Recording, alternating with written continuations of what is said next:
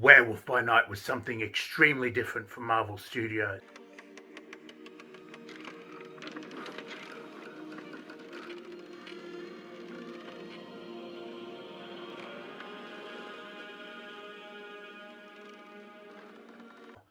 G'day, welcome to the Nerdy Dad channel and my review and discussion of the MCU feature Werewolf by Night. This Marvel Studios presentation comes in at a punchy 54 minutes, including credits, so it's not a full-length feature by any stretch of the imagination, but it's jam-packed with goodness from start to finish. I know Michael Giacchino's work as a composer. I mean, the man is absolutely prolific, but apparently he's a talented director as well. As a setup top, Werewolf by Night is extremely different for the MCU, but I feel like they were going for something and they achieved it.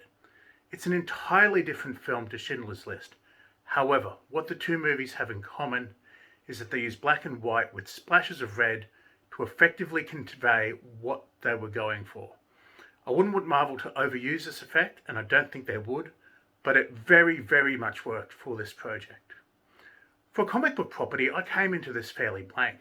Had a vague idea who Werewolf by Night, Man-Thing and Elsa Bloodstone were, but a very, very vague idea.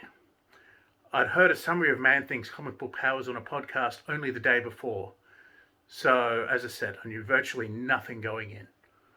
One thing that interests me, that I feel is very vague, is when this all takes place. This feature is very much standalone.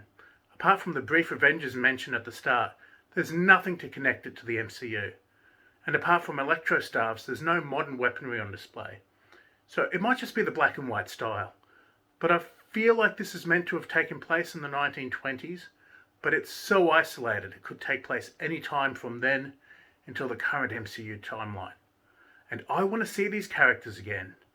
But apart from the titular werewolf, Jack, it doesn't really matter when it's set, because it's already established that the Bloodstone extends the wearer's life, and who knows how Man-Thing ages. As much as I want to see these characters again, I'm not sure when we're going to have the opportunity. I mean, Blade seems most likely, but with that project being pushed back, it might be a while. Which is a shame because I like all three protagonists, particularly Elsa and Jack. Elsa and Jack. And on that note, I'm going to wrap this up. Please like this video, subscribe to the channel, and feel free to continue talking about Werewolf by Night in the comments. This is the Nerdy Dad, signing out.